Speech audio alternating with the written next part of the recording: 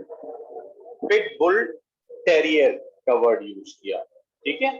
अच्छा, राइट अब सर। ये जो एनी का वर्ड है और टाइप का वर्ड है, ये कंफ्यूजन क्रिएट कर रहा है। भाई एनी डॉग, तो फिर हम उसमें स्ट्रीट डॉग्स भी ले सकते हैं क्या? वो भी डेंजरस डॉग्स एक्ट की कैटेगरी में फॉल करेंगे? अब टाइप पिटबुल टेरियर यानी कि किसी भी स्ट्रीट डॉग के अंदर अगर पिटबुल टेरियर वाले कैरेक्टरिस्टिक्स होंगे तो क्या वो भी डेंजरस डॉग्स एक्ट कंसिडर किया जाएगा या नहीं? ठीक है, तो कंफ्यूजन आ रही है। कोई पार्लियामेंट ने ब्रीड डिफाइन नहीं की, कोई पार्लियामेंट ने नाम डिफाइन नहीं किया। अब इसको इंटरप्रेट करना है। जाहिर है डेंजरस डॉग्स एक्ट, जैसे हम लोग कल डिस्कस कर रहे थे कि हर एक्ट के पीछे एक पर्पस होता है कि वो पर्टिकुलर प्रोविजन पास क्यों हुआ है, वो पर्टिकुलर लॉ पास क्यों हुआ है। तो अब डेंजरस डॉग्स एक्ट 1971 का पर्पस क्या समझ आता है अपेरेंटली, कि भाई पार्लियामेंट डेंजरस डॉग्स डिफाइन करना चाह रहा है ताकि उससे रिलेटेड रूल्स बना सके। जब डेंजरस डॉग्स से रिलेटेड रूल्स होंगे तो क्या होगा? कंट्रोल किया जाएगा उन लोगों को जो लोग अपनी कस्टडी में डेंजरस डॉग्स रखते हैं, ठीक है ना। उनके लिए सर्टेन रूल्स बनाए जाएंगे कि भाई आप जो है वो अगर प्रेमिसेस में मौजूद नहीं है तो एक कीपर होना चाहिए, एक बंदा होना चाहिए जो सुपरवाइज करे, और डॉग जो है उसके गले में चेन होनी चाहिए, ठीक है। और वो हमेशा अपने कीपर की कस्टडी में होना चाहिए, अकेले कहीं भी वो ना घूमता हो, उसको बिल्कुल खुला ना छोड़ दिया जाए, ठीक है। इससे रिलेटेड रूल्स बनेंगे इस इश्यू से रिलेटेड, ठीक है। तो dangerous dogs act 1971 basically dangerous dogs को डिफाइन करना चाह रहा था, लेकिन यहाँ पर पार्लियामेंट ने ब्रॉड वर्ड का यूज कर लिया, तो भाई इंटरप्रिटेशन क्या हो गई? डिफिकल्ट हो गई, मुश्किल हो गई। अब क्योंकि इंटरप्रिटेशन डिफिकल्ट हो गई है, मुश्किल हो गई है, तो अब रोल किसका आ जाएगा बीच में? जजेस का आ जाएगा। जजेस क्या करेंगे? इंटरप्रेट करेंगे, मीनिंग डिटरमिन करेंगे कि any dog of type pitbull terrier का मतलब क्या है, ठीक है। तो देखें, ये एक एग्जांपल है, इसको हम केस को डिटेल में नहीं डिस्कस कर रहे हैं, हम सिर्फ इसको इस पर्पस की वजह से डिस्कस कर रहे हैं कि ये ब्रॉड वर्ड्स जो लॉ में मौजूद हैं कंफ्यूजन क्रिएट करते हैं, और उसकी एग्जांपल हमें ऑब्जर्व करने को मिलती है in case of Brock versus DPP, ठीक है। जी सर। फर्दरमोर पार्लियामेंट्री लॉ के अंदर एम्बिग्विटी होती है, यानी कि कंफ्यूजन क्रिएट कर रहे होते हैं कुछ वर्ड्स, ठीक है, जिनके दो मतलब होते हैं, ठीक है। वो भी वर्ड्स ऐसे हैं जिनकी वजह से इंटरप्रिटेशन इंपॉर्टेंट हो जाती है। फिर हमने बात की थी ड्राफ्टिंग एरर्स की।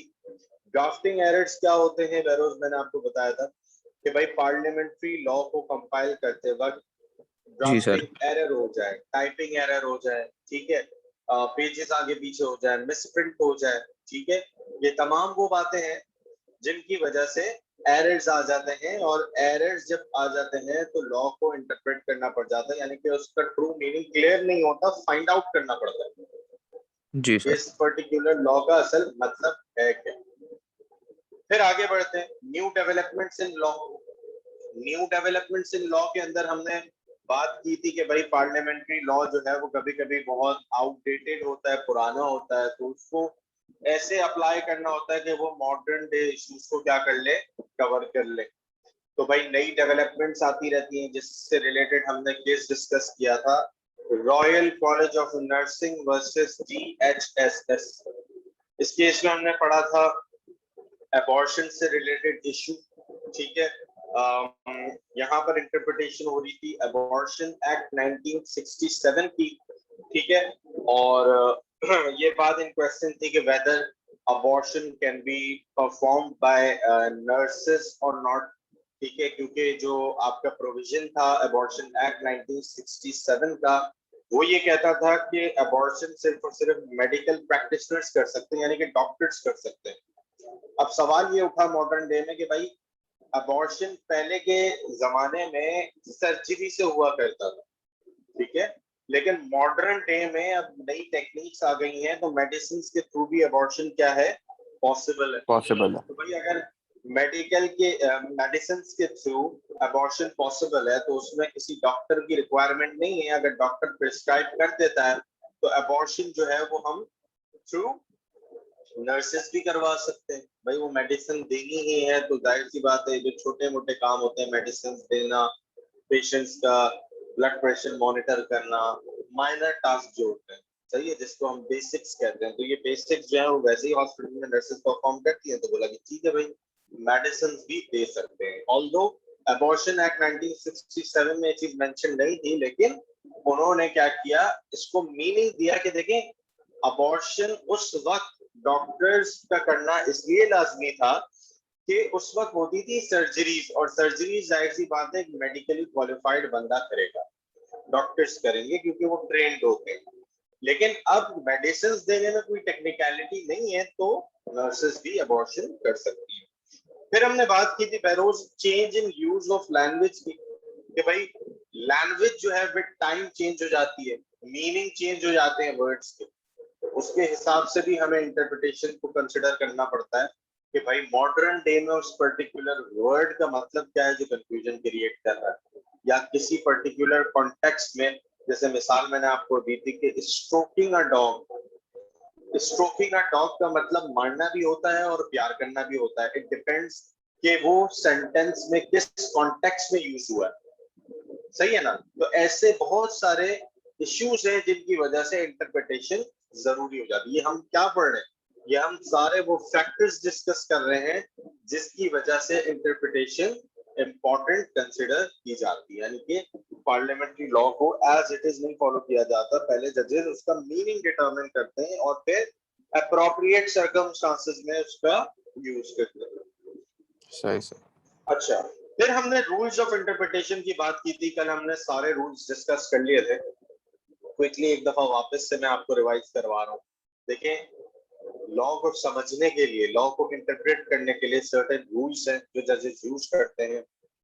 दो मेन हेड्स हैं, एक है लिटरल अप्रोच और एक है पर्पसिव अप्रोच।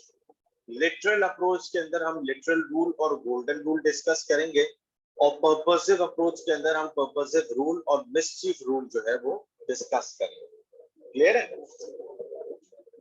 सबसे पहले बात कर लेते हैं लिटरल रूल की। लिटरल रूल का मतलब मैंने क्या बताया था Behroz? Sir literal rule sir, जो सर जैसा लॉ होता है बिल्कुल वैसे ही इंटरप्रेट होता है, मतलब बिल्कुल जैसा लॉ बनाया जाता है। नहीं, इसका एक स्पेसिफिक मैंने आपको वर्ड बताया था कि लिटरल रूल का मतलब क्या होता है। जो वर्ड कंफ्यूजन क्रिएट कर रहा है उसका हम क्या डिटरमिन करेंगे? Dictionary meaning yes determine sir, करेंगे। डिक्शनरी में। डिक्शनरी मीनिंग का मतलब क्या है कि भाई जो पर्टिकुलर वर्ड, मिसाल के तौर पर एक वर्ड है selling, selling offensive weapons is an offence और इज अ क्राइम, ठीक है। तो जब सेलिंग सर का मीनिंग डिटरमिन करना होगा तो हम सेलिंग का डिक्शनरी मीनिंग देख लेंगे कि सेलिंग का डिक्शनरी में मतलब क्या है। सेलिंग का मतलब होता है बेचना, और फिर हमने ऑब्जर्व किया था, सेलिंग का मतलब क्या है? बेचना, ठीक है। सेलिंग का ठीक मतलब सर, होता है बेचना। बेचना। अगर जो है फिशर वर्सेस बेल के केस को कंसिडर करें तो यहाँ पर इसी पर्टिकुलर इशू के ऊपर डिस्कशन हुआ था कि सेलिंग का मतलब बेचना होता है, सेलिंग का मतलब डिस्प्ले पर रखना नहीं। सही है? Right sir. खैर केस भी हम आगे डिस्कस करते हैं। लिटरल अप्रोच में literal rule, golden rule. Purposive approach के अंदर पर्पसिव रूल और मिसचीफ। लिटरल रूल आपको समझ आ गया, फिशर वर्सेस बेल का केस का कॉन्टेक्स्ट समझ आ गया। यहाँ पर इस वर्ड की इंटरप्रिटेशन की बेसिस के ऊपर जो है वो एक अनफेयर आउटकम आया था अनफॉर्चुनेटली, कि कोर्ट ऑफ लॉ ने लिटरल रूल का यूज किया था बड़ा स्ट्रिक्टली। इन्होंने डिक्शनरी मीनिंग फॉलो किया था और कॉन्टेक्स्ट नहीं देखा था।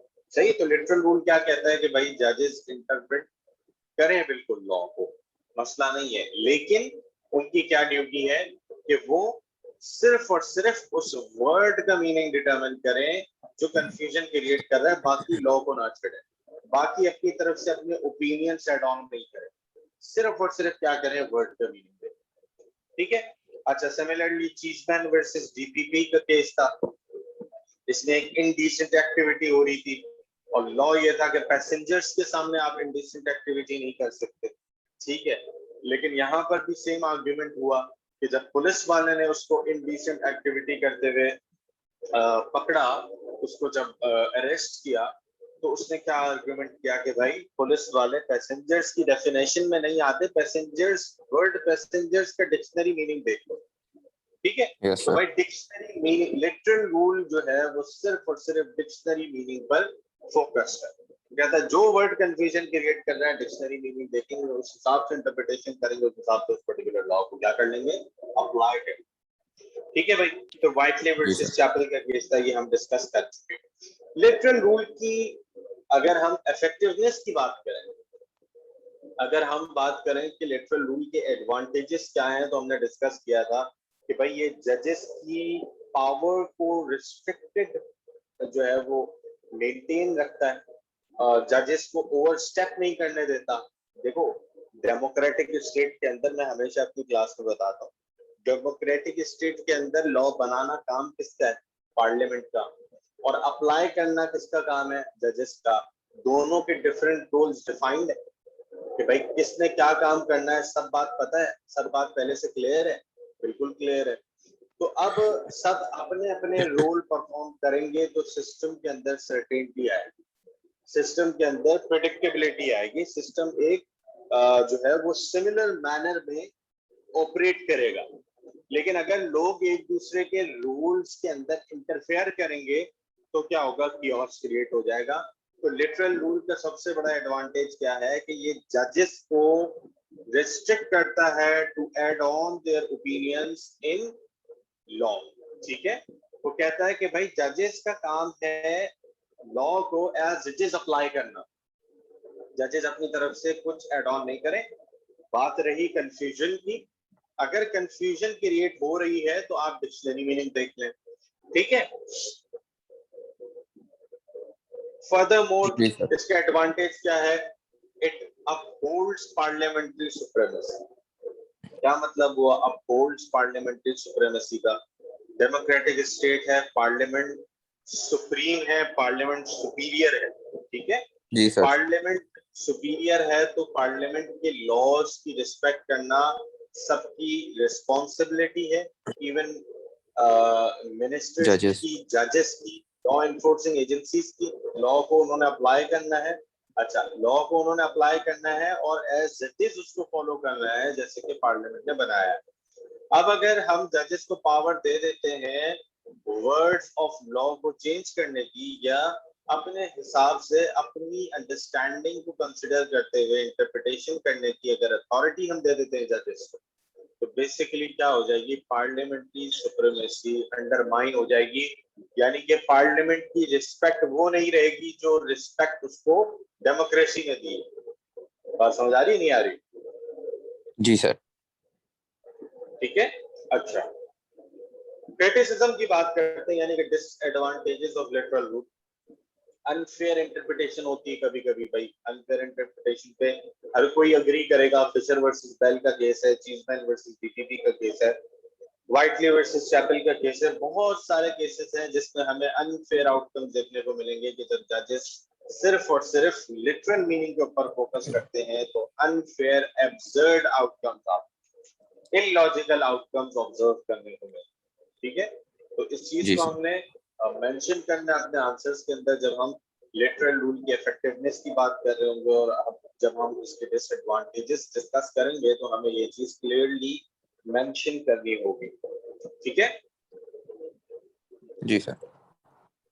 चले गोल्डन रूल, गोल्डन रूल बताएं क्या होता है। सर मैं वो ये गोल्डन रूल। कॉन्सेप्ट सारे इसलिए रिवाइज जी करवा रहा सर। हूँ ताकि जब कल आप क्लास में आए तो आपको जो है वो अंडरस्टैंडिंग हो, जब मैं क्वेश्चन पूछूं तो आप आंसर कर सके, क्योंकि इस चैप्टर को हमने मोस्ट प्रोबब्ली कल तक खत्म कर दिया। नए राइट। कॉन्सेप्ट हम आज डिस्कस करेंगे, लेकिन कल फिर हम उन नए कॉन्सेप्ट को रिवाइज करेंगे, पूरा चैप्टर वापस से रिवाइज नहीं करेंगे, इसलिए मैं चैप्टर का रिवीजन अभी करा रहा हूँ। बताएं गोल्डन रूल क्या होता है। Sir in which judges can change the meaning in order to word achieve. और मीनिंग, सही है, वर्ड Yes sir. और meaning in order to achieve fair outcomes, ठीक है। जी सर। एडलर वर्सेस जॉर्ज का केस था, इन द विसिनिटी और इनसाइड द प्रोहिबिटेड प्लेस, याद है कल भी हमने यस सर। डिस्कस किया था। एडलर वर्सेस जॉर्ज का केस है, रीस सिक्स रोहित का केस है। इन दोनों केसेस के अंदर जजेस ने क्या किया था? गोल्डन रूल अप्लाई किया। गोल्डन रूल अप्लाई किया था, और गोल्डन रूल को यूज करते हुए इन्होंने कॉन्टेक्स्ट को कंसिडर करते हुए इंटरप्रिटेशन की। अच्छा, यहाँ पर हमें क्या ऑब्जर्व करने को मिला कि फेयर आउटकम तो आ गया, लेकिन क्या जजेस ने अपने रोल से ओवरस्टेप किया? क्या जजेस ने अपनी पावर्स का एक्स्ट्राऑर्डिनरी यूज किया? बिल्कुल किया। जी सर। जजेस ने वो काम किया जो उनका है ही नहीं। जजेस ने लॉ के अंदर ऑल्टरेशन कर दी। लॉ के अंदर ऑल्टरेशन करना काम किसका है? पार्लियामेंट का है। पार्लियामेंट पार्लियामेंट लॉ से। बना रही है तो पार्लियामेंट कैन मेक और अनमेक एनी लॉ। पार्लियामेंट लॉ बना भी सकता है और लॉ खत्म भी कर सकता है, और लॉ के अंदर चेंजेस करना भी काम किसका है? पार्लियामेंट का है। जजेस को अगर लगता है कि कोई पर्टिकुलर लॉ सही नहीं है, वो पार्लियामेंट को नोटिफिकेशन दे, पार्लियामेंट उस एरर को रेक्टिफाई कर लेगी, करेक्ट कर लेगी, है ना। यहाँ पर जी गोल्डन सर। रूल का डिसएडवांटेज सबसे बड़ा ये है कि ये पार्लियामेंट्री सुप्रीमेसी को अंडरमाइन करता है। यानी कि पार्लियामेंट की अगेन वही बात है कि रिस्पेक्ट वो नहीं रहती जो डेमोक्रेसी में पार्लियामेंट को रिस्पेक्ट। लेकिन फायदा क्या है? फायदा ये है कि एब्सर्ड आउटकम, यानी कि जो इलॉजिकल आउटकम्स आते हैं उनको अवॉइड किया जा सकता है, राइट। एक फेयर आउटकम की तरफ जा सकते हैं, ठीक है। इसके अलावा आप कह सकते हैं कि एक सेंसिबल इंटरप्रिटेशन की जा सकती है यूजिंग गोल्डन रूल, ठीक है। डिसएडवांटेजेस में हमने अनसर्टेनिटी और प्रिडिक्टेबिलिटी के एलिमेंट के ऊपर भी बात की थी कि देखें, जब पता ही नहीं होगा कि जजेस क्या डिसीजन दे रहे हैं, जब जजेस को आप इतनी एक्स्ट्राऑर्डिनरी पावर दे देंगे कि जब उनका दिल चाहेगा वो अपनी मर्जी से डिसीजन देंगे, तो फिर आउटकम को प्रिडिक्ट करना लॉयर्स के लिए डिफिकल्ट हो जाएगा, और एज अ रिजल्ट होगा क्या? फिर लॉयर्स क्लाइंट्स को एडवाइस नहीं कर सकेंगे। अनप्रिडिक्टेबिलिटी का एलिमेंट अगर आ गया सिस्टम के अंदर, तो लॉ जो है वो बहुत ज्यादा मुश्किल हो जाए, और लोग भी जो है वो कोर्ट आना कम कर दें।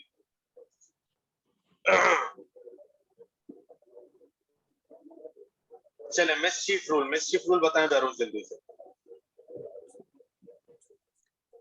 सर मिसचीफ रूल, सर उसमें सर जजेस कंसीडर करते हैं इंटेंशन पार्लियामेंट की, फोकस और वर्ड्स को कंसीडर नहीं करते, इंटेंशन को करते हैं। सही है, ठीक है। यानी कि जजेस क्या करते हैं? कंसिडर करते हैं कि पार्लियामेंट ने पर्टिकुलर लॉ किस किस वजह से बना, किस पर्टिकुलर चीज को रोकने के लिए बनाया, किस जी पर्टिकुलर सर। चीज को प्रमोट करने के लिए बनाया। चलिए हम देखते हैं इंटेंशन क्या थी पार्लियामेंट।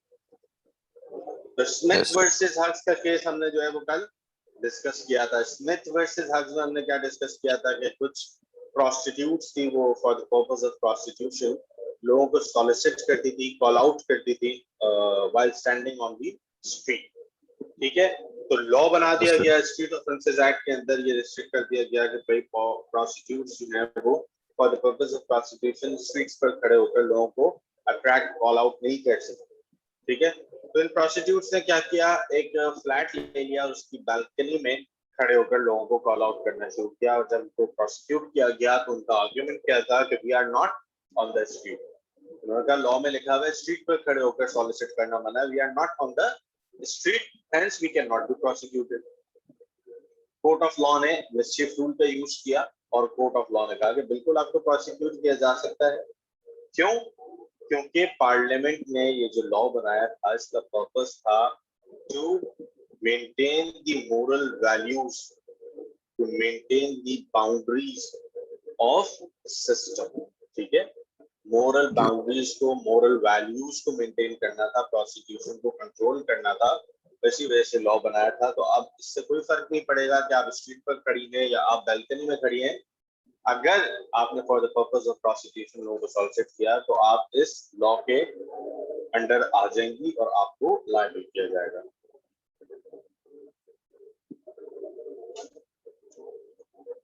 चलिए, मिसचीफ रूल से रिलेटेड ईस्टबोर्न बोरो काउंसिल वर्सेस स्टिलिंग का केस है बेरोज, ये केस आप मुझे समझाएं। स्मिथ वर्सेस हक्स को हमने कल भी डिस्कस कर लिया था। जी सर।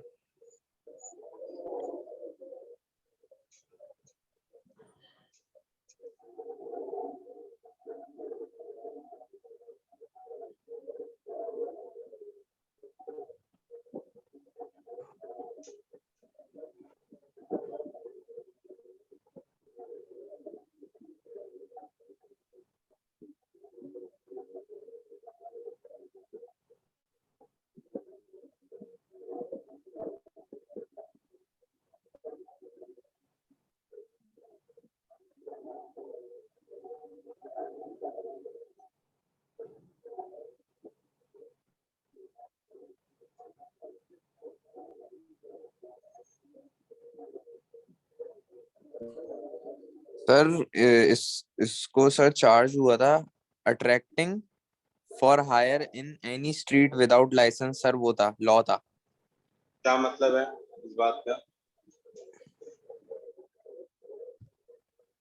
सर मतलब विदाउट लाइसेंस किसी भी जगह पर वो था, किसी भी स्ट्रीट पर लॉ, अकॉर्डिंग टू लॉ ये इलीगल भाई था। आप विदाउट लाइसेंस स्ट्रीट पर खड़े होके लोगों को अट्रैक्ट, फ्लाइंग जिसको कहते हैं, वो नहीं कर जी। सकते। तो कहते हैं ना taxi for hire, taxi for hire, आवाज यस सर। लगाते हैं, ठीक है। इस तरीके से लोगों को अट्रैक्ट करना प्रोहिबिटेड था अंडर द लॉ, अगर आपके पास लाइसेंस है, ठीक है। अब क्या यस हुआ सर। इसमें?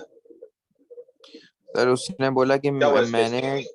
सर उसने टैक्सी सर स्टेशन फोरकोर्ट में खड़ी की। यानी स्टेशन फोरकोर्ट का मतलब क्या है कि उसने जो है स्ट्रीट से हटकर एक जो जी सर। बैठने की जगह होती है, वहां पर जो रफ स्पेस होती है ओपन, वहां पर राइट। इसने मतलब एक को, एक होता है मेन रोड, एक होता है सर्विस रोड, समझ आई बात? Right sir. इसने क्या किया कि एक ऐसी जगह पर जो कि मेन स्ट्रीट नहीं थी, फोरकोर्ट एरिया के अंदर जाकर टैक्सी खड़ी कर दी और वहां से इसने आवाजें लगाना शुरू कर दी। सही आगे सर। क्या हुआ? सर आगे सर जब इसको मतलब इसको वो किया गया तो इसने यही बोला अपने काउंटर आर्ग्यूमेंट में कि मैंने टैक्सी स्ट्रीट पे खड़ी नहीं की थी, हम्म। जो तो लॉ में इसलिए लिखा मेरे हुआ है। अगेंस्ट केस फाइल नहीं होना चाहिए। जी सर। सही है।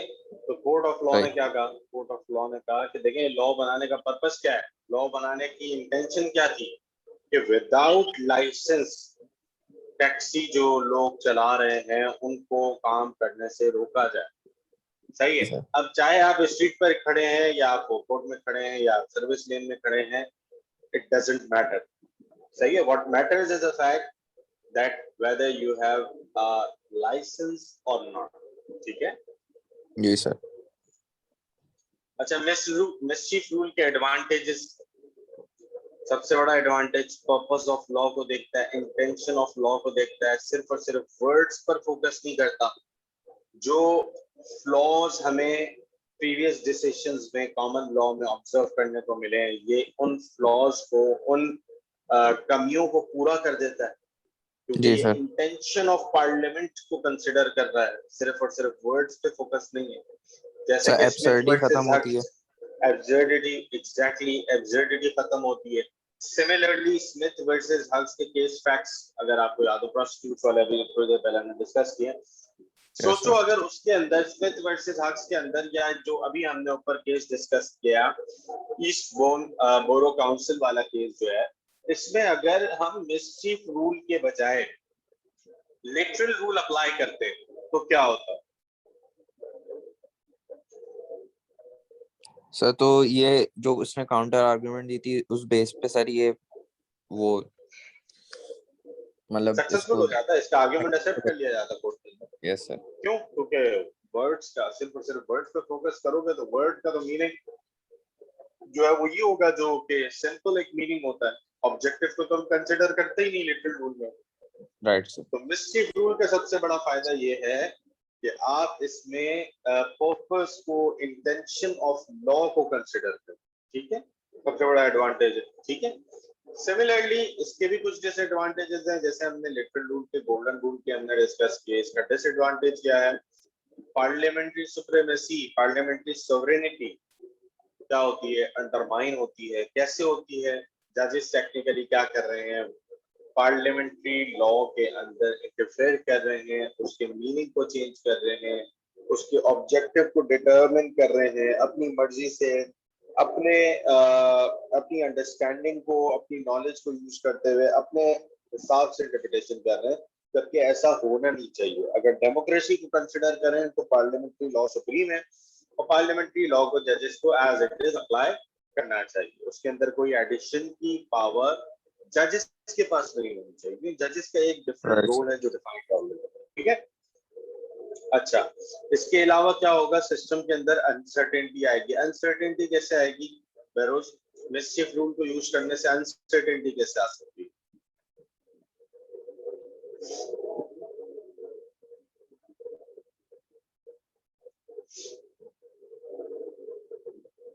जी सर अनसर्टेनिटी सर अगेन इसमें वो हो रहा है कि सर हम तो वो कर रहे हैं उसको क्या कर रहे हैं? इंटेंशन, मतलब कहीं ना कहीं सर चेंज तो कर रहे हैं उसको, जो पार्लियामेंट ने लॉ इंट्रोड्यूस देखिए, करवाया है। वो तो बात हमने कर ली कि पार्लियामेंट की सुप्रीमेसी अंडरमाइन हो रही है। अभी मैं बात कर रहा हूँ अनसर्टेनिटी की। अनसर्टेनिटी कैसे आएगी सिस्टम के अंदर? अनसर्टेनिटी का मतलब क्या है? कि जो एक अप्रोच है जजेस की, Yes, जो एक अप्रोच है लॉ को फॉलो करने की, वो अप्रोच डिस्टर्ब हो जाएगी, अनसर्टेन हो जाएगा पूरा सिस्टम। कभी yes सर। डिसीजन कुछ आ रहा है, कभी जजेस बेटर रूल यूज कर रहे हैं, कभी गोल्डन कर तो रहे हैं, जो कभी सर मिसचीफ कर रहे हैं। मतलब सर एक वो एलिमेंट ऑफ बिलीफ थोड़ा वो होगा। एग्जैक्टली अनप्रिडिक्टेबिलिटी, प्रेडिक्ट नहीं कर सकते। Yes, अनप्रिडिक्टेबिलिटी से जो है वो क्या आउटकम निकलेगा? लॉयर्स अपने क्लाइंट्स को एडवाइस नहीं कर सकेंगे। जब एडवाइस नहीं कर सकेंगे तो लोग जो है वो कोर्ट के टुवर्ड्स आने में हेजिटेट करेंगे कि पता नहीं क्या आउटकम है। जजेस की तो जब मर्जी आती है वो अपने हिसाब से इंटरप्रिटेशन कर रहे हैं। एक प्रिडिक्टेबिलिटी का एलिमेंट हो ना। बंदा कोर्ट जाने से पहले लॉयर्स को लाखों रुपए की फीस क्यों देता है? इसलिए देता है कि लॉयर उनको प्रेडिक्ट करके बताते हैं कि मोस्ट प्रोबेबली उनके केस में होगा क्या। ठीक है, अगर फेवर में राइट सर। होता है तो लॉयर्स उनको अट्रैक्ट करते हैं, अगर अगेंस्ट होता है तो लॉयर्स उनको मना करते हैं कि देखें कोर्ट जाने में फायदा नहीं है। ऐसे ही अगर लॉयर्स से एडवाइस लिए बगैर जो लोग कोर्ट जाते हैं वो अल्टीमेटली पछताते हैं कि भाई हम किसी से एडवाइस ले लेते। क्यों? क्योंकि कोर्ट का जो सिस्टम है वो लीगल जो कंसल्टेंट्स होते हैं उनको पता है, वो अकॉर्डिंगली एडवाइस करते हैं क्लाइंट्स को कि भाई वेदर आपके केस में इतनी जान है कि आपको कोर्ट जाना चाहिए या नहीं। ठीक है, यस खैर सर। आगे बढ़ते हैं। फिर हमने पर्पसिव अप्रोच डिस्कस की थी। पर्पसिव अप्रोच और मिसचिफ रूल में क्या फर्क था? कल हमने डिस्कस किए। सर पर्पसिव रोल में सर जजेस जो होते हैं वो पर्पस को कंसीडर करते हैं, जो पार्लियामेंट का पर्पस होता है लॉ बनाने। हाँ हाँ, ठीक है। और मिसचिफ रूल में मुझे एग्जाम्पल मिस्chief से डिफरेंशिएट करके बताओ कि दोनों के अंदर फर्क क्या है। सर मिस्चीफ रूल में सर वो इंटेंशन देखते हैं कि मतलब ये लॉ किस वजह से बनाया गया। हम्म, और सर पर्पसिव में सर ये देखते हैं कि क्यों बनाया गया। सही। देखें, मैंने आपको एग्जांपल दी थी कि एक तो बात ये है कि आप अपेरेंट इंटरप्रिटेशन करें, कि राइट। जैसे मैंने आपको बताया पाकिस्तान की एग्जांपल है। एक तो बात ये है कि हम सिर्फ देखें कि पोलिंग स्टेशंस के ऊपर आर्मी क्यों खड़ी की गई है। ठीक है, क्या इंटेंशन है आर्मी को खड़ा रखने की? इंटेंशन ये है कि भाई जो कियोस्क क्रिएट होता है, जो वायलेंस होता है, जो कहते हैं जिसको कि इनडिसेंट एक्टिविटीज होती हैं या जो धांधली होती है, ठीक है, अनफेयरनेस होती है, उसको अवॉइड करना है। ये है इंटेंशन। ठीक है, मिसचीफ रूल के हिसाब से अगर हम इस पर्टिकुलर इशू को अगर इंटरप्रेट कर रहे हैं तो इसका मतलब क्या है कि हम देख रहे हैं कि आर्मी को किस पर्पस, आर्मी रेंजर्स को, लॉ इन्फोर्सिंग एजेंसीज को किस पर्पस के लिए आपने खड़ा किया है। देख लिया हमने भाई, इंटेंशन देख ली। इंटेंशन है टू अवॉइड वायलेंस, ठीक है, to maintain right. Decorum, maintain discipline. लेकिन अगर हम इसी इशू की इंटरप्रिटेशन पर्पसिव अप्रोच को कंसिडर करते हुए करें तो उसकी बेस्ट एग्जांपल क्या होगी कि हम देखें कि इस आर्मी को खड़े रखने की बैकग्राउंड स्टोरी क्या है। बैकग्राउंड को हम कंसिडर करेंगे कि क्या वजह है कि आर्मी को लाने की नौबत आ गई। सही है, उसमें फिर हम Yes. देखेंगे कि भाई जो प्रीवियस इलेक्शंस थे उसमें पोलिंग स्टेशंस पे हंगामे होते थे, लड़ाई झगड़े होते थे, गोलियां चल जाती थी, आग लगा देते थे, धांधली होती थी, एक एक बंदा 10-10 वोट डालता था। ठीक है, ये तमाम चीजें हम कंसिडर करेंगे और देखेंगे कि भाई इस वजह से आर्मी आई। ठीक है, एक तरफ हम जो है ऊपर ऊपर से देख रहे हैं कि भाई आर्मी खड़ी है तो उसका रोल क्या है, ये है मिसचीफ इंटरप्रिटेशन। ठीक है, और एक है पर्पसिव अप्रोच, पर्पसिव इंटरप्रिटेशन। उसमें हम क्या देखेंगे, बैकग्राउंड देखेंगे कि क्या वजह थी, रूट कॉज क्या था।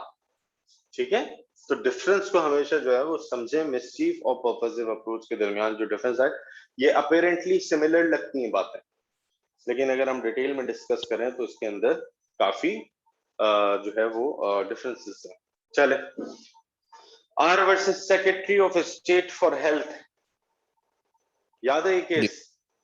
जाते जाते आपने जल्दी जल्दी में इसको किया था, जी सर। बताएं क्या हुआ केस में। बट सर इसमें जो फर्टिलाइजर जो उसकी मतलब कोर्ट ऑफ लॉ ने उस न्यू टेक्नोलॉजी को वो किया था, इंक्लूड किया था इसमें।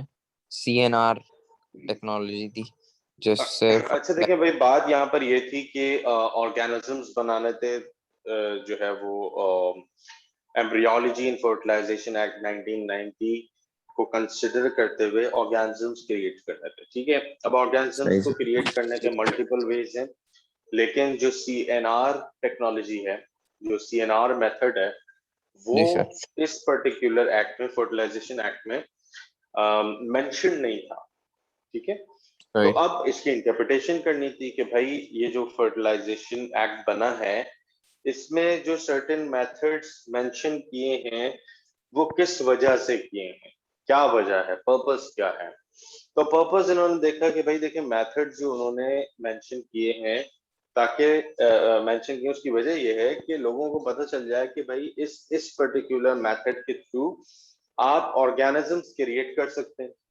तो CNR एक मॉडर्न टेक्नोलॉजी है और उसमें कोई मसला नहीं है अगर उस मेथड को हम अडॉप्ट करते हैं।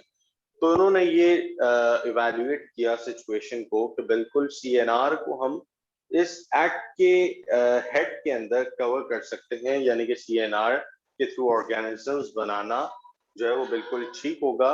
क्यों? क्योंकि अगर CNR एग्जिस्ट करता, जिस पर्टिकुलर ईयर में 1990 के अंदर ये लेजिस्लेशन पास हुई थी, CNR अगर 1990 में एग्जिस्ट करता मेथड, तो बिल्कुल इसको लॉ के अंदर मेंशन किया जाता है, लेकिन क्योंकि ये एक मॉडर्न मेथड है, लॉ में मेंशन नहीं है, इसलिए इसको हम यूज कर सकते हैं क्योंकि इसकी कोई डिसएडवांटेज नहीं।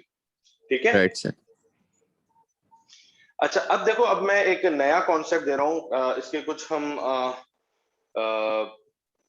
एडवांटेजेस डिस्कस कर लेते हैं कि पर्पसिव अप्रोच के अंदर भी एडवांटेजेस सिमिलर होंगे मिसचीफ वाले, कि भाई आप एब्सर्ड आउटकम्स को अवॉइड कर सकते हैं, आप फेयर आउटकम्स की तरफ जा सकते हैं, आप जो है वो इंटेंशंस ऑफ पार्लियामेंट को, पर्पस ऑफ लॉ को अचीव कर सकते हैं, पर्पस ऑफ लॉ को कंसिडर कर सकते हैं व्हाइल इंटरप्रेटिंग लॉस। ठीक है, अच्छा कुछ डिसएडवांटेजेस भी डिस्कस कर लेते हैं। यहाँ पर जो है वो सबसे बड़ा एक क्रिटिसिज्म कह लें, वो ये है कि जजेस जो हैं, अगर उनको किसी पर्टिकुलर लॉ के अंदर चेंजेस करनी है, जैसे ये अगर फर्टिलाइजेशन एक्ट वाली बात कर लें कि भाई अगर CNR को 1990 की प्रोविजन में ऐड करवाना है, तो जजेस को चाहिए कि वो पार्लियामेंट को नोटिफिकेशन दे और पार्लियामेंट से काम करवाए। ये काम जजेस का नहीं है कि कौन सा मेथड मॉडर्न डे में जो है वो उस लॉ के तहत इंक्लूड होना चाहिए, कौन सा मेथड नहीं होना चाहिए। ये काम है किसका? पार्लियामेंट का, लॉ बनाने का, लॉ के अंदर चेंजेस करने का, लॉ को खत्म करने का राइट सिर्फ और सिर्फ पार्लियामेंट के पास है। तो जजेस जो है वो इसमें इंटरवीन ना करें, इंटरफेयर ना करें। ठीक है, ये एक डिसएडवांटेज पर्पसिव अप्रोच। चले, अब हम बात कर रहे हैं बहरोज, जरा गौर से समझिएगा, रूल्स ऑफ लैंग्वेजेस इंटरप्रिटेशन के 4 मेजर रूल्स हमने कर लिए हैं। 4 मेजर रूल्स कौन से हैं? लिटरल, गोल्डन, मिसचीफ, पर्पसिव, ये हमने कर लिए। अब हम कर रहे हैं रूल्स ऑफ लैंग्वेजेस। ये थोड़ी सी मुश्किल बात है, कोशिश करेंगे आज बात समझ आ जाए आपको ऑनलाइन लेक्चर में। अगर बात समझ नहीं आई तो फिर डेफिनेटली कल क्लास में डिस्कशन करेंगे और उसमें डेफिनेटली आपको समझ आ जाएगी बात। अच्छा अब देखो, रूल्स ऑफ लैंग्वेज क्या है। Literal rule, golden rule, Mystique purposive के साथ साथ रूल्स ऑफ लैंग्वेजेस को भी यूज किया जाता है ताकि लॉ को इंटरप्रेट किया जाए, उसके ट्रू मीनिंग को फाइंड आउट किया। आपको आवाज आ रही है? Yes sir. चल, अब रूल्स ऑफ लैंग्वेजेस की बात करें। पहला जो आपके पास रूल है वो है ई जिस्डम जेनरस रूल। ये लैटिन वर्ड है, ई जिस्डम जेनरस रूल। रूल। अच्छा देखिए, रूल्स ऑफ लैंग्वेजेस की जरूरत कब पड़ती है? रूल्स ऑफ लैंग्वेजेस की जरूरत उस वक्त पड़ती है जब पार्लियामेंट अपने लॉ के अंदर कुछ चीजें मेंशन करता है और कुछ चीजों को रेफर करने के लिए जनरल वर्ड का इस्तेमाल कर लेता है। ठीक है, अब जैसे मिसाल है, लेट्स से पार्लियामेंट का एक लॉ है जो कि पेट एनिमल्स को रखने की परमिशन देता है। ठीक है, पार्लियामेंट का एक लॉ है जो पेट एनिमल्स को रखने की परमिशन देता है, और उस पर्टिकुलर लॉ में कुछ पेट एनिमल्स के नाम डिफाइन। अब जाहिर सी बात है, देखो पेट एनिमल्स बहुत सारे, सबके नाम तो पार्लियामेंट मेंशन नहीं कर सकती ना, वरना तो फिर क्या होगा कि हर पर्टिकुलर हेड के ऊपर एक किताब होगी। ठीक है, उसमें एक एक चीज, एक एक नाम मेंशन होगा। सही है, तो ऐसा पार्लियामेंट कर नहीं सकती। हर, अब जैसे मिसाल के तौर पे हम बात करते हैं कि भाई लेट्स से बिल्डिंग कितने एरिया की होनी चाहिए, उसमें क्या क्या चीजें इंक्लूड हो सकती हैं। ठीक है, तो अब उसके अंदर तो भाई एसी भी आ सकते हैं, उसके अंदर तो फर्नीचर भी आ सकता है, उसके अंदर तो भाई एलईडीज भी आ सकती हैं, फैंस भी आ सकते हैं, उसके अंदर जो है वो सोफा सेट भी आ सकता है। आप कितनी चीजें मेंशन करोगे? आप नहीं कर सकते ना सारी चीजें मेंशन। तो इसी तरीके से पार्लियामेंट को ये डिफिकल्टी आती है जब भी उसको कोई लॉ बनाना होता है, कोई चीज जो है अलाउ करनी होती है, तो वो कुछ चीजों के नाम लिख देता है और कुछ चीजों को जनरल वर्ड्स के थ्रू रेफर कर देता है। अब जैसे हम मिसाल की बात कर रहे थे कि पार्लियामेंट का लेट से एक लॉ है जो पेट एनिमल्स को रखने की परमिशन देता है, और लॉ के अंदर लिखा हुआ है cat, dog, parrot, rabbit and etcetera. बेरोज, देखो, कैट, डॉग, पैरेट, रैबिट लिखा, ये स्पेसिफिक वर्ड्स हैं। ठीक है, जी सर। यहाँ पर पार्लियामेंट ने डिफाइन कर दिया कि देखो, एज अ पेट आप डॉग रख सकते हैं, एज अ पेट आप कैट को रख सकते हैं, पैरेट को रख सकते हैं, रैबिट को रख सकते हैं। नाम लिख दिए, पार्लियामेंट स्पेसिफिकली बता रहा है ये चीजें आप रख सकते हैं। अब ये जो आगे वर्ड यूज हुआ है बेरोज, एंड एटसेट्रा, इसका मतलब क्या है?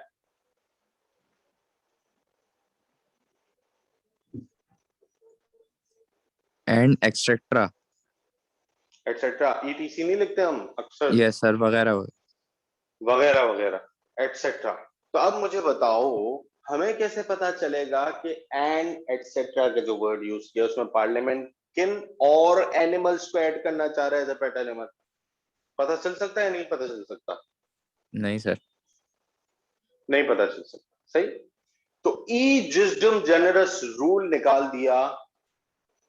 ई जिस्डम जेनरस रूल क्या कहता है कि अगर, गौर से सुनना बात, yes if sir. general words are used along with specific words, क्या कहा मैंने? If general words are used along with specific words, then meaning of those general words will be interpreted considering the meaning of specific words used with them. आसान सही अल्फाज sir. में बात समझा देता हूं। अब ये cat, dog, rabbit, parrot etcetera की हमने बात की, तो देखिए कैट, जी sir. Dog, parrot, rabbit specific words हैं, एटसेट्रा एक जनरल वर्ड है। अब हमें डिटरमिन करना है कि इस एटसेट्रा की कैटेगरी में और कौन से पेट एनिमल्स आ सकते हैं। हमें एटसेट्रा का मतलब जो है डिटरमिन करना। तो हम क्या करेंगे, हम देखेंगे एटसेट्रा किन स्पेसिफिक वर्ड्स के साथ यूज हुआ है। भाई स्पेसिफिक में उन्होंने लिखा है कैट, ठीक है, cat by breed pet animal है। Dog, dog by breed pet animal है। पैरेट, पैरेट भी बाय ब्रीड पेट एनिमल है। सही है, रैबिट, रैबिट भी बिल्कुल पेट एनिमल है, यानी कि इनकी कैरेक्टरिस्टिक्स में नुकसान पहुंचाना नहीं। सही है, डॉग जो है अगर जी सर। आप उसके साथ एटीट्यूड सही रखते हो तो वो कभी भी आपको नुकसान नहीं पहुंचाएगा। ठीक है, उसको एज अ पेट जो है वो एक जमाने से रखा जा रहा है, और बेस्ट पेट कहते हैं कि डॉग बेस्ट पेट होता है। वो आपको सिक्योरिटी भी प्रोवाइड करता है और यस साथ सर, साथ लॉयल आपका एनिमल। पेट एनिमल भी है, लॉयल है। ठीक है। अच्छा, अब देखें, हमने देखा कि यार एटसेट्रा की कैटेगरी के अंदर कौन कौन से और पेट एनिमल्स आ जाएंगे। तो हमने क्या किया, हमने लॉ को पूरा पढ़ा, हमने देखा कि स्पेसिफिक वर्ड्स क्या क्या है। तो हमने ये डिटरमिन किया, हमने ये मतलब निकाला बीइंग अ जज, हमने कहा देखें पार्लियामेंट ने जो स्पेसिफिक वर्ड्स यूज किए हैं ना, वो तमाम उन एनिमल्स के नाम लिखे हैं जिनकी आप कह लो कि जिनकी इनिशियली जो आप कैरेक्टरिस्टिक्स डिटरमिन करते हैं उसमें ही लॉयल्टी है, लॉयल्टी है, प्लस उनको बाय ब्रीड पेट एनिमल्स कहा जाता है। तो अब हम इस राइट एटसेट्रा की कैटेगरी में वही एनिमल्स लाएंगे जिनको एज अ पेट एनिमल रखा जा सकता है। जैसे कि और कौन से एनिमल्स आ सकते हैं बताओ, क्या इसमें लायन आ सकता है एटसेट्रा की कैटेगरी में? सर नहीं, क्यों नहीं आ सकता, क्यों नहीं बोल रहे सब हो, वजह भी बताओ। आ सकता है सर वैसे। नहीं, गलत बोल, पहले सही बोल रहे थे, नहीं आ सकता, उसका सर रीजन दे दो मुझे। सर कोई कॉन्टेक्स्ट नहीं है ना सर, क्या मतलब? मतलब एक्सेक्ट, तो मतलब सर हमें कोई डायरेक्शन नहीं देखो दी ना, हुई हम लोग कि यही किस टाइप का डायरेक्शन है। तो मैं आपको दे रहा हूँ कि एटसेट्रा का मीनिंग डिटरमिन करना है, तो हम देखेंगे एटसेट्रा से पहले कौन से वर्ड्स यूज हुए हैं। एटसेट्रा से पहले जो वर्ड्स यूज हुए हैं वो उन एनिमल्स को जो है वो नेम कर रहे हैं जो बाय ब्रीड पेट एनिमल्स है। सही, सही sir. Cat, dog, parrot, rabbit, सही, ये बाय ब्रीड पेट एनिमल्स है, वाइल्ड एनिमल्स नहीं है। यहाँ पर मैंने स्पेसिफिक वर्ड्स में स्नेक मेंशन नहीं किया, अगर स्पेसिफिक वर्ड में स्नेक होता तो स्पेसिफिक वर्ड में लायन भी आ जाता। सही है। तो अब स्पेसिफिक वर्ड को देखते हुए हमने जनरल वर्ड की इंटरप्रिटेशन की। तो हमने स्पेसिफिक वर्ड्स में देखा by breed pet animals, etcetera की कैटेगरी में बाय ब्रीड पेट एनिमल्स आएंगे।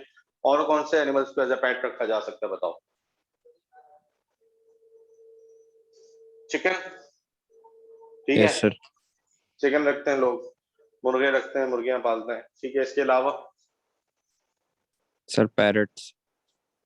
पैरेट्स की बात तो स्पेसिफिकली लिखी हुई ना, एटसेट्रा की इंटरप्रिटेशन करनी है, उस बात उस एनिमल को लेकर आना है जो लिखा हुआ नहीं।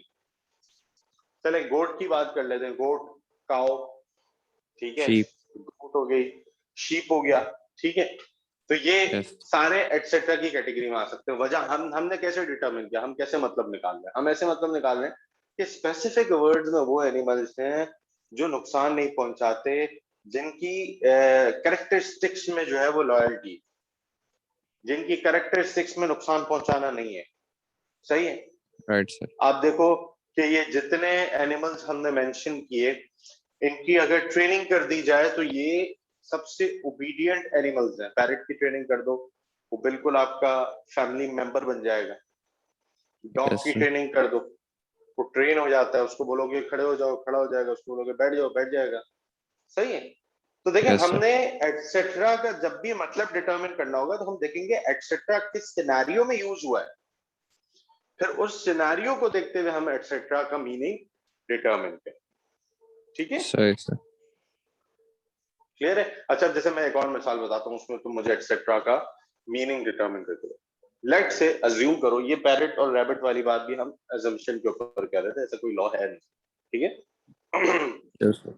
एक और अजम्पशन लेते हैं, लेट से ऑफेंसिव वेपन से रिलेटेड लेट से एक लॉ, और लिखा हुआ है कि फ्लिक नाइफ्स, सही, flick knifes, yes sir. Flick knifes, इसके अलावा a stick with sharp edge, ठीक है, a stick with sharp edge, or any और item with with sharp top या with sharp nip yes sir. is prohibited, ठीक है। चलो assumption ले लिया हमने, क्या लिखा हुआ है, फ्लिक नाइफ, सही है, a stick with sharp edge and any item with sharp top on it is prohibited। अब इस एनी टाइप को हमने क्या करना है, इंटरप्रेट करना है, इसका मीनिंग फाइंड आउट करना है। मुझे बताओ क्या मीनिंग निकालोगे? सर जो जो हमें सर स्पेसिफिक्स दिए हुए हैं, फ्लिक नाइफ है स्पेसिफिक वर्ड में, फ्लिक नाइफ दिया हुआ वर्ड। फ्लिक नाइफ का मतलब यस क्या सर, होता है, वो जो नहीं होती नाइफ होती है जिसको एक यस सर, बटन प्रेस करते हैं तो वो खुलती है। तो आ जाती है सर, यस हाँ सर। तो एक्सेट्रा में सर जो उसके जितने शार्प चीजें होंगी वो आ सकती हैं। एग्जैक्टली exactly, जैसे मिसाल के तौर पर कंपास आ सकता है। सर कंपास आ तो सकता है क्यों आ सकता है, सर, तुमने लेकिन कैसे कंपास डिटरमिन उसके किया? उसके जितना शार्प नहीं हो। नहीं ना, चाप है ना, पॉइंट होता है ना, कंपास के अंदर एक पॉइंट होता है, उससे आप किसी की स्किन को जो है आ, वो कर सकते हो, फाड़ सकते हो बिल्कुल। स्किन जो है यस वो सर, बिल्कुल ब्लीडिंग ब्लीडिंग कॉज कर सकता है। कंपास ब्लीडिंग कॉज कर सकता है, फ्लिक नाइफ भी ब्लीडिंग कॉज कर सकता है। तो देखो अब बात यह है कि जब भी ऐसा कोई लॉ आएगा तो हम देखेंगे स्पेसिफिक वर्ड्स क्या है, उसके हिसाब से हम जनरल वर्ड की इंटरप्रिटेशन करेंगे। बस इस बात को, इस पॉइंट को समझ। अब जैसे मैंने आपको सर ऑफेंसिव वेपन्स की मैंने बात की, फ्लिक नाइफ मेंशन था and stick with sharp edge mention था। तो अब हम जो है और एनी टाइप, अब एनी टाइप की इंटरप्रिटेशन करते हुए हम उसमें कंपास भी ले सकते हैं, हम उसमें नेल कटर भी ले सकते हैं। ठीक है, हम उसमें नेल कटर भी ले सकते हैं, हम उसमें नीडल भी ले सकते हैं। क्यों? यस सर, क्योंकि इन सब के ऊपर एक शार्प एज है। यानी कि लॉ ने तो सिर्फ चंद वेपन्स के नाम बताए आपको, लेकिन राइट। आप जो है वो इजीली डिटरमिन कर सकते हैं कि क्या क्या चीजें इसमें इंक्लूडेड होंगी और क्या क्या चीजें एक्सक्लूड की जाएंगी। बात समझ आ गई नहीं आई? जी सर, आगे।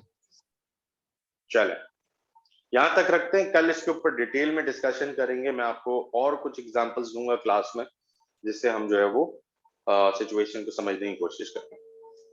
ठीक राइट है, सर, चल, अल्लाह हाफिज। अल्लाह हाफिज।